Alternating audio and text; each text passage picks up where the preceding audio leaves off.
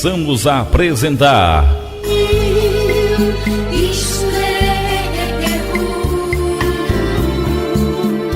a leitura comentada da Palavra de Deus.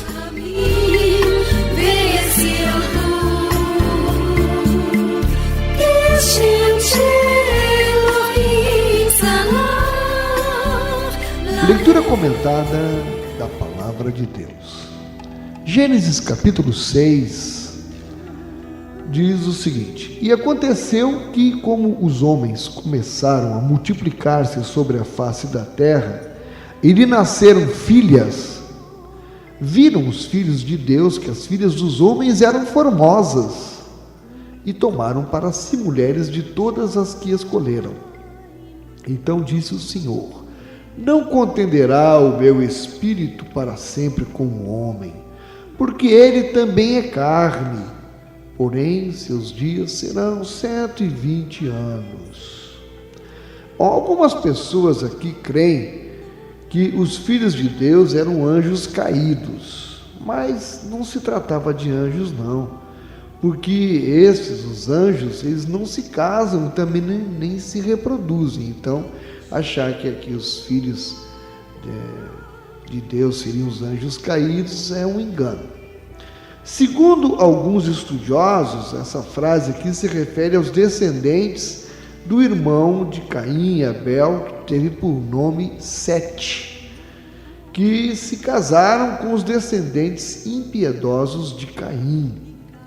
E isto teria, amados, enfraquecido a boa influência da fé e aumentado a depravação moral no mundo, e o que resultou numa proliferação do mal.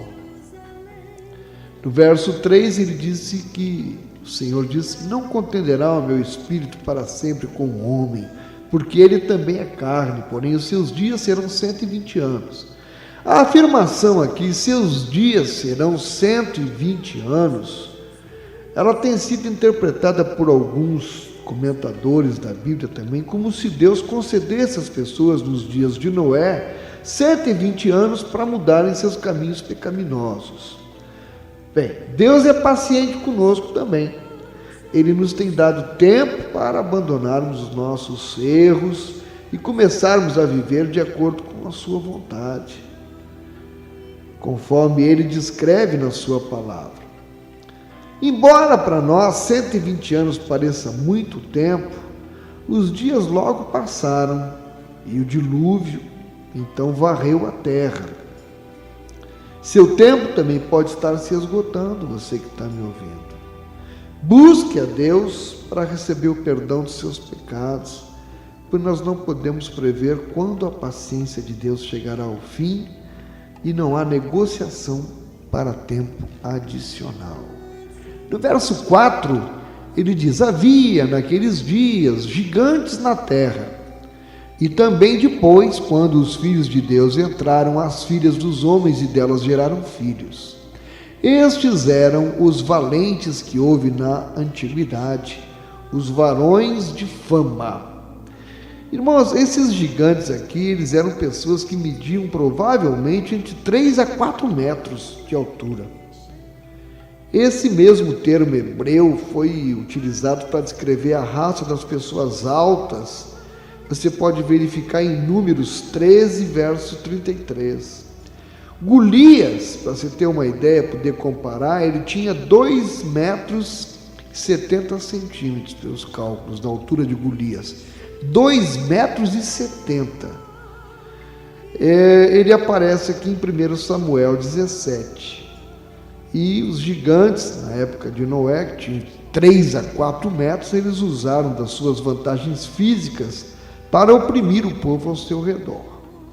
E continua Gênesis capítulo 6 dizendo: E viu o Senhor que a maldade do homem se multiplicara sobre a terra, e que toda imaginação dos pensamentos de seu coração era só má continuamente.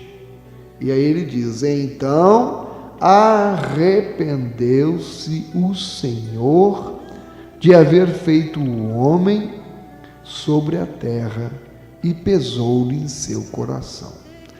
Aqui é que entra uma questão que, a princípio, pode parecer polêmica e conflitante com a passagem que nós vimos de que Deus não é o homem para que minta, nem filho do homem para que se arrependa.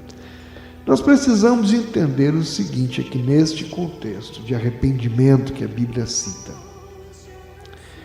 Será que isso significa que Deus se arrependeu, então, de criar a humanidade, de ter criado o homem realmente? Estaria Deus admitindo ter cometido um engano? Não. Eu quero lhe dizer que Deus, ele não muda de ideia. Ele sabe todas as coisas, ele é onisciente. Antes que as coisas aconteçam, ele já sabe. Ao contrário, ele estava aqui expressando, na verdade, a sua tristeza pelo que as pessoas haviam feito a si mesmas. Da mesma forma que um pai pode expressar tristeza por um filho rebelde. Aí a gente consegue compreender o sentimento de Deus com relação ao homem. Um pai vê um filho desviado, um filho no mundo, entregue nas drogas, na prostituição, na criminalidade. O sentimento, na verdade, não é de arrependimento no fundo por ter colocado no mundo, mas é de tristeza por ter visto que o filho descambou para este lado. Este era o sentido do arrependeu-se aqui. Era um sentimento de tristeza por ver como o homem estava se afastando cada vez mais da sua vontade. Deus lamentou que as pessoas escolham o pecado.